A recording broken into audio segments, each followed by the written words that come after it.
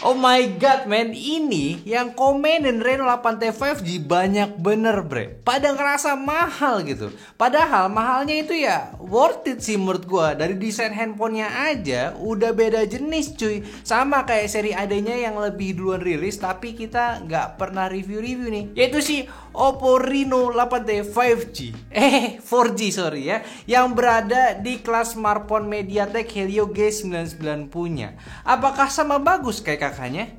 Oh jelas, lagi-lagi dia beda sendiri dari kaum di kelasnya cuy. Punya style yang keren banget buat lo pakai nongkrong di Mi Gacoan ataupun di Mixway. Bukannya bercanda nih, tapi ini beneran keren loh. Terus juga handphonenya ini udah ngebawa kamera di 100 megapiksel. Kayak Poco M5 50 megapiksel, Realme 10 juga 50 megapiksel. Nah ini di 100 megapiksel men kameranya. Ya sekelas lah sama Infinix Zero 20 yang kemarin pakai 108 megapiksel. Tapi ya paham dong beda kelasnya itu seperti apa. Yaudah kita cek dulu dari hasil kameranya ya. Yang setupnya Oppo Reno 8T 4G yaitu 3 kamera, 108 megapiksel utama, 2 megapiksel micro lens, 2 megapiksel depth, kamera depannya 32 megapiksel. Dan hasilnya untuk yang standar warna itu natural. Detailnya itu cukup kelihatan sesuai lah sama harganya. Paling untuk dynamic range-nya agak kelihatan agak sedikit menurun lah di bagian highlight sama di shadow-nya. Kalau mode HDR ya warnanya sedikit ngangkat shadow sama highlight-nya, tapi kontrasnya juga ikutan sedikit naik. Ya gua kurang rekomendasi dah. Kalau misalkan mode AI ini bisa ngeboosting warnanya yang mana lebih vivid tapi nggak sampai oversaturate. Dan untuk dynamic range ini ya sayangnya masih sama kayak mode standarnya. Kalau mode high resolusinya ada mode 108 megapiksel sama extra HD-nya. Tapi sekali lagi pakai mode 108 megapikselnya aja karena bisa pakai AI-nya sehingga foto nggak raw banget sih hasilnya. Dan untuk mode portrait blurnya oke, tapi sama kayak seri 5G-nya perlu ada perbaikan untuk potongan di kacamata ya. Ini masih kedapatan kacamatanya tuh hilang kepotong. Kalau mode malam udah sih percayain aja sama night mode-nya ya. Kalau sisanya sih menurut gua ya kurang hasilnya ya, walaupun night mode-nya juga standar pula hasilnya.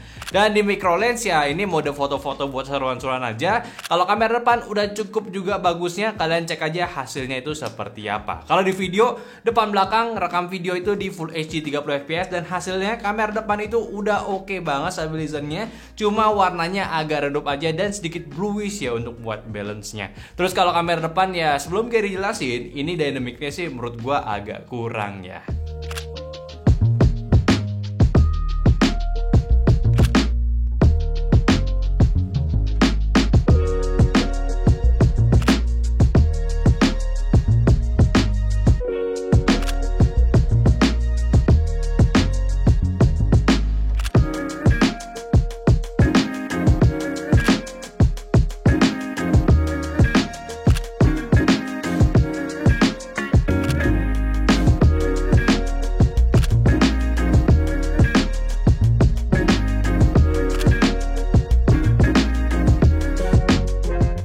Ini dia adalah pengetesan di videonya Oppo Reno 8T 4G di Full HD. By the way sih gue tadi udah cek mic-nya ya. Mic-nya ya emang nggak terlalu bagus-bagus banget, tapi oke loh. Menurut gue ada cukup gitu. Dan sayangnya adalah kalau lu mau coba mempercantik gitu atau kayak filter kalau lu insecure, cuman turun di 720p bro. Nih, gue cobain ya. Nah ini dia, ini retouch-nya udah nyala nih. Emang nggak berubah banyak gitu. Emang semua tergantung kanvas. Kalau kanvasnya kayak saya ya mau dikasih AI timpa 10 ya gini-gini aja bentuknya. Tapi gimana? Lu jadi milih nih, mau ganteng atau cantik atau video lu lebih bagus dikit di Full HD. Nah itu dia ya.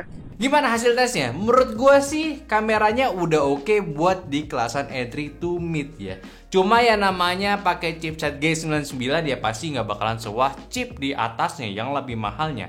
Yaudah sekarang kita bahas dulu dari desain si handphonenya Reno 8T 4G dulu. Yang mana ini punya warna hero-nya yaitu Sunset Orange. Menurut gue sih ini keren banget. Fiberglass leather punya, kayak kulit gitu rasa feel-nya. Ada detail jahitan di bagian kameranya dan nggak nempel fingerprint. Plus dipaduin juga sama aksen samping handphonenya yaitu emas. Jadi berasa ini handphone mahal banget cuy rasanya. Kalau kamera BAM-nya ya ada 2, minimalis juga buat di tahun ini dan menurut gue sih ini udah oke lah ya. Serta feel genggamannya tuh asik karena sisi sampingnya ini masih lengkung. Kalau handphonenya ya juga nggak tebal-tebal amat.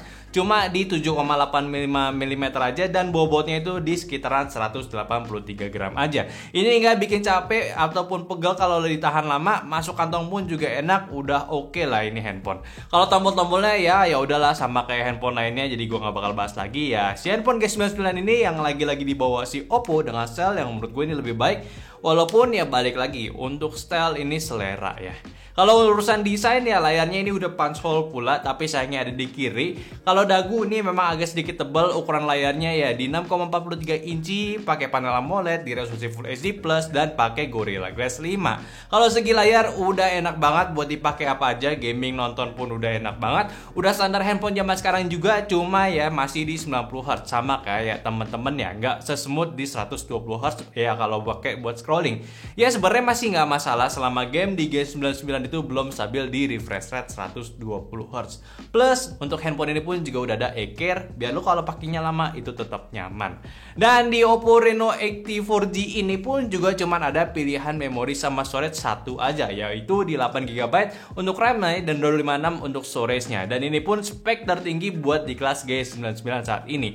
Cuma untuk harganya dia itu dipatok di harga 4.899.000, yang mana emang tergolong mahal di antara kompetitornya. Cuma ya ini kalau lu beli di official store-nya bisa dapat TWS-nya. Lumayan lah ya.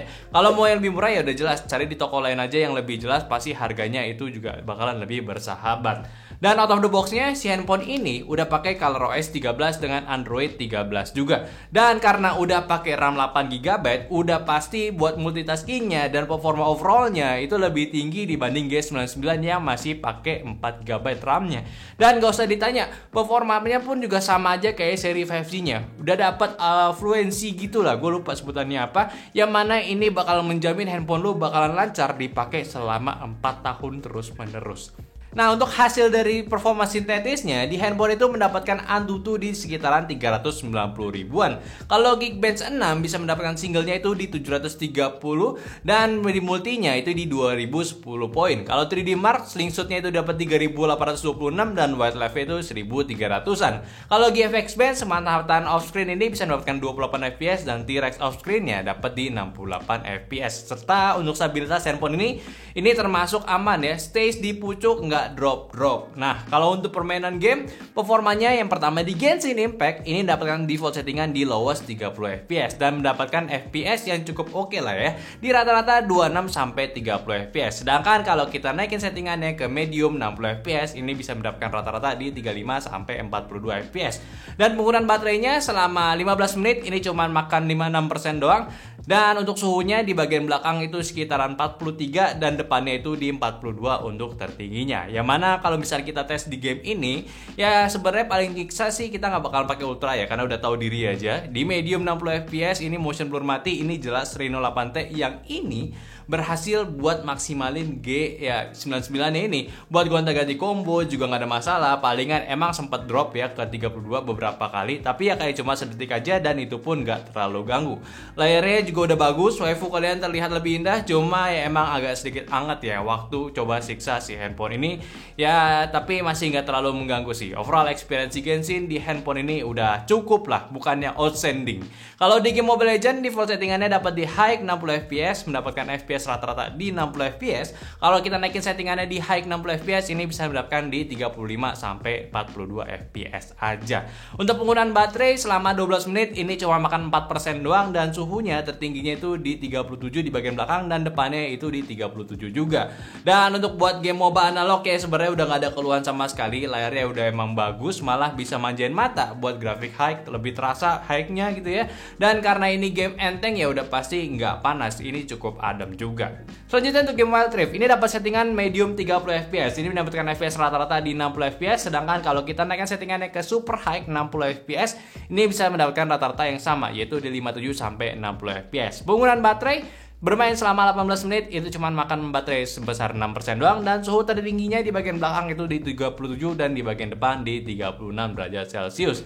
Nah, kalau untuk moba gambar yang bagus dipakai super high juga ini masih aman nih handphone ya. Palingan kalau rata kanan beneran agak turun sedikit kalau war ke 57. Itu pun kalau lagi ulti semua aja. Pas pukul-pukulan ya balik lagi ke 5960 dan layarnya yang bagus plus grafik rata kanan. Nggak cuma manjain mata secara performa tapi juga estetik skill-skill hero-nya ini bisa lebih oke sih menurut gua. Kalau di CODM ya, ini default settingannya dapat di medium 60 fps dan fps itu dapat di mentok di 60 fps juga. Sedangkan untuk kita naikin lagi FPS di high 60 fps itu mendapatkan rata-rata di 57 sampai 60 fps. Penggunaan baterai di 16 menit penggunaan itu cuma makan 4% dan suhu tertingginya di bagian belakang 37 dan depannya 37 juga. Nah, di game CODM ini udah mantap juga, mau main claw ataupun biasa ini udah nyaman banget.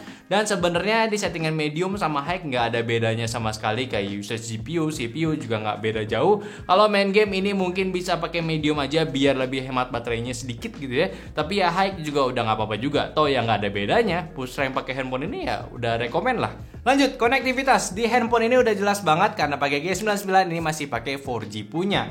Sesuai namanya juga kan ya. Dan untuk pakai Bluetooth ini udah mendapatkan versi 5.3, ada si NFC juga, keamanan udah bisa face unlock sama fingerprint di displaynya. Kalau sensor komplit ada gyro hardware juga serta speakernya udah stereo yang udah imbang pula dari suaranya.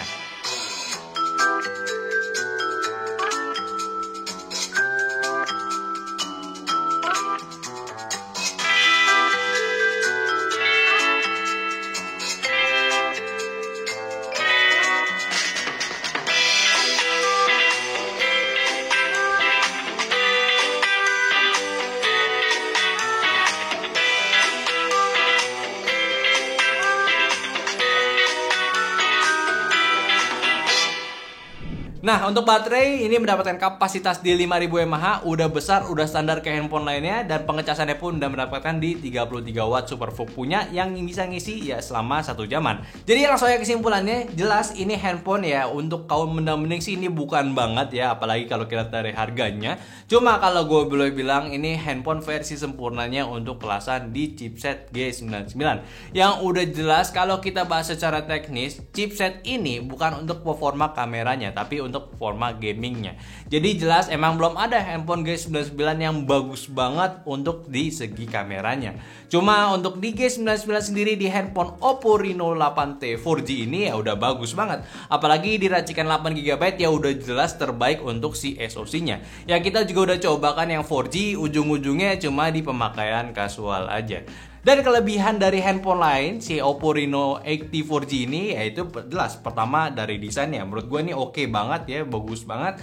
Dan dari layarnya udah setara juga sama yang lain, kameranya resolusinya udah tinggi juga, ada stabilizer buat videonya, color OS-nya Oppo juga udah semakin bagus. Ya mungkin dia itu bakal menyusul Samsung juga dan ada janji fluency protection selama 4 tahun. Handphone tetap lancar dipakai lama walaupun udah nggak dapat update major lagi di beberapa tahun ke depan ya. Ini oke banget sih ya, kalau misalkan tiba-tiba nge-lag sih kayaknya lu bisa komplain nantinya. Gua nggak tahu nih fluency itu gimana cara kerjanya ya. Dan lagi-lagi udah sangat wajar, Oppo udah punya marketnya sendiri. Kayak terlihat nih dari harganya tinggi aja dia udah pada cukup pede gitu ya. Cuma memang ini buat penggunaan kasual, kebanyakan orang sih ini bisa banget dipakai ya karena dari desainnya gak jelek, bagus banget buat disetaranya G99 saat ini.